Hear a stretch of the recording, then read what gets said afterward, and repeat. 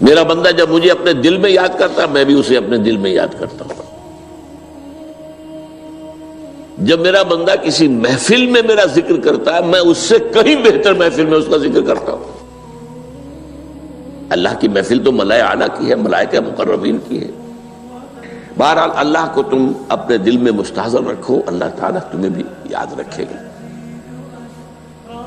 دوبارہ فرمایا احفظ اللہ تجدہ امامک تجاہک، اللہ کو یاد رکھو تو اپنے سامنے موجود پاؤ گے. جب چاہو دعا کرو تو احفظ اللہ تجدہ امامک یا تجاہک، اپنے سامنے موجود پاؤ گے. اذا سألت فاسأل اللہ، اب آ گیا وہ مرکزی مضمون.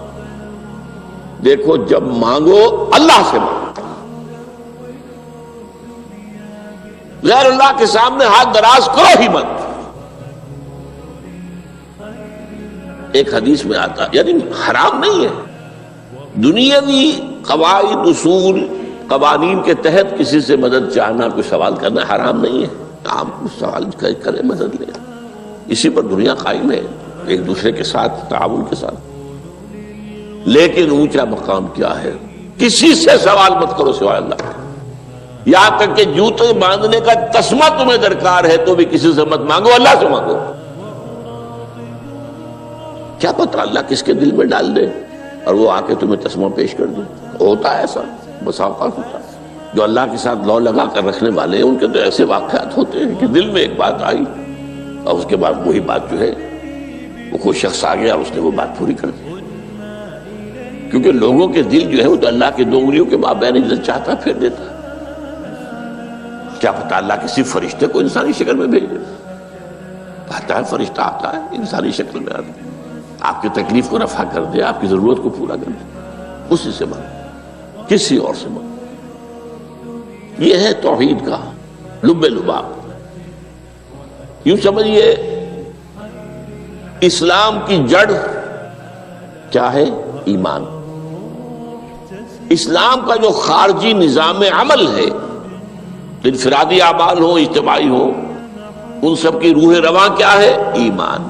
ٹھیک، ایک بات ہو گئی. ایمان کا خلاصہ لب لباب کیا ہے؟ ایمان باللہ. جیسے ایمان بالآخرہ بھی ہے، ایمان بالملائکہ ہے، ایمان بالانبیاء ہے، ایمان بالرسل ہے، ایمان بالکتب ہے، ایمان بالقلب ہے.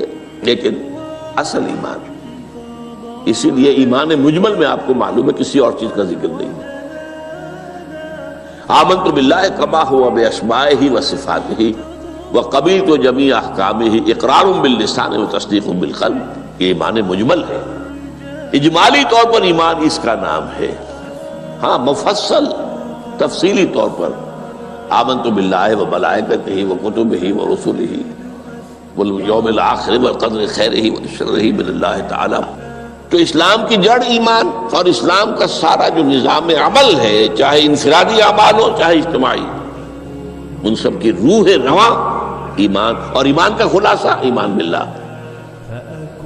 اور ایمان باللہ کا اصل حاصل وہ ہے جو اس حدیث میں آ رہا ہے. اس کے دو تقاضے، عبادت صرف اسی کی، استعانت صرف اسی سے. اس لیے میں نے سورہ فاتحہ کا تذکرہ شروع میں کیا. یہ عبادت کا جوہر ہے، عبادت کا جو ہے یہ ایمان کا حاصل. عبادت صرف اس کی ہے اور استعانت صرف اس سے. استعانت ہی میں سوال بھی آ گیا، کبھی مدد دے. آپ کسی سے کچھ مدد مالی چاہ رہے ہیں یا کوئی اور مدد چاہتے ہیں، کسی کام میں مدد چاہتے ہیں، جیسے میں نے کہا تھا کہ سفارش کرانا چاہتے ہیں، بھی مدد ہے. وَإِذَا اسْتَعَنْتَ فَاسْتَعِنْ بِاللَّهِ. اور جب مدد مانگو صرف اللہ سے مانگو. اور وہ سارے الفاظ یاد کر لیے: استدعاء، استعانت، استغاثہ. یہ جو غوث اعظم سے استغاثہ کیا جاتا ہے یہ تو شرک ہے.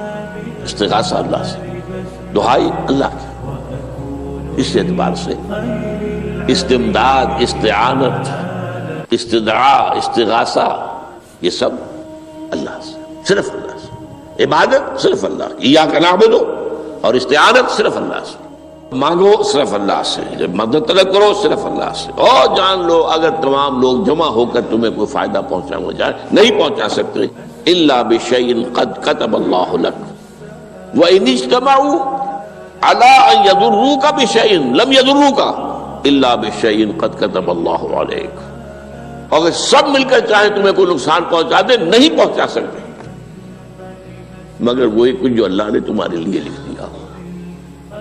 اب بتائیے خوف کی جڑ کٹ جائے گی کہ نہیں؟ یہ جو ایمان جو ہے یہ خوف اور حزن دونوں سے نجات دلانے والی بات ہے۔ جو حقیقی مومن ہے وہ اللہ کا ولی ہے، حقیقی مومن وہ اللہ کا ولی ہے، اور الا ان اولیاء اللہ لا خوف علیہم ولا هم يحزنون۔ یہ اولیاء اللہ کو علیحدہ مخلوق نہیں ہے، کوئی ان کے سر پہ سینگ نہیں ہوتے، انسان ہی ہوتے ہیں، لیکن حقیقی معنی میں مومن ان اعتبارات سے جو آج ہم پڑھ رہے ہیں، ایمان اس درجے کا پہنچ گیا تو اللہ کا ولی ہے۔ ان لوگوں کے لیے خوف کس بات کا ہوگا؟ کس سے خوف کروں؟ اس کے ہاتھ میں کچھ ہے ہی نہیں، اور اگر کچھ اللہ نے میرے لیے لکھ دیا وہ آ کر رہے گا، چاہے میں لاکھ گڑ گڑاؤں تو اس کے سامنے کہ مجھے چھوڑ دے، اگر اللہ نے لکھا ہوا ہے وہ تو آئے، تو کاہے کو اس کے سامنے گڑ گڑانا، کاہے کو جمبسائی کرنا اس کے سامنے، اور کسی کے ہاتھ میں کچھ ہے ہی نہیں، میرا خیر ہے ہی نہیں، کاہے کو خوشامد کرو اس کی۔ اور سنیے،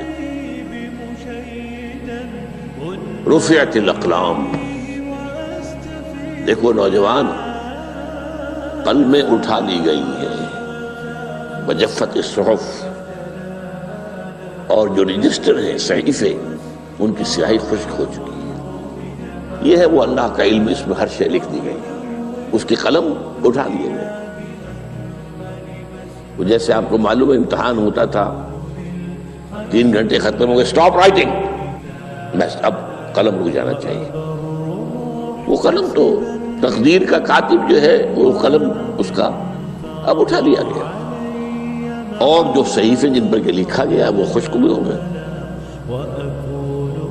یہ تو روایت ہے جو امام ترمذی نے جس کو روایت کیا، یہ متن ان کا ہے جو ہم نے پڑھا ابھی، اور ان کا قول یہ ہے کہ یہ حدیث حسن صحیح ہے، لیکن یہی روایت اور انہی راوی سے عبداللہ ابن عباس سے رضی اللہ تعالیٰ عنہما اور بھی محدثین نے کی ہے، تو اس میں سے ایک اور متن جو ہے وہ یہاں پر امام نووی نے دے دیا ہے۔ احفظ اللہ تجدہ امامک، یہ تو پہلا وہ ٹکڑا تھا، وقت تجاہک تھا، یہاں امامک ہے، امام مطلب ایک ہی ہے، اپنے سامنے پاؤ گے۔ اللہ کی حفاظت کرو، اللہ کو دل میں، اللہ کی یاد کو محفوظ رکھو، گویا کہ اللہ کو مستحضر رکھو۔ ذکر اللہ کے معنی کیا ہے؟ استحضار اللہ فی القلب، یہ ذکر اللہ ہے۔ جنہیں ہم ذکر سمجھ بیٹھے ہیں وہ ذکر کے ذریعے ہے۔ اقیم الصلاۃ لذکری، نماز قائم کرو میری یاد کے لیے، نماز ذریعہ ہے یاد کا۔ یہ علیحدہ بات ہے کہ آپ نے 17 رکعتیں بھی پڑھ لی ہو عشاء کی اور یاد آپ کو آئی ہی نہیں کوئی، آپ تو ایک میکینیکل انداز میں جو ہے وہ اٹھک بیٹھک کر رہے ہیں اور آپ کی زبان سے کچھ بھی نکل رہا ہے، تو اس کا آپ کے شعور سے، دل کی گہرائی سے کوئی رابطہ ہے ہی نہیں، وہ ذکر تو نہیں ہوا۔ ہاں نماز فرض تھی وہ ادا ہو گئی، آپ کی ایک فرض ادا ہو گئی، تو جنہیں ہم نے ذکر سمجھا وہ ذرائع ذکر ہے، اللہ اللہ سبحان اللہ سبحان اللہ زبان سے، یہ تاکہ اس کے نتیجے میں وہ ذکر حاصل ہو جائے۔ استحضار اللہ فی القلب، ذکر کے معنی ہے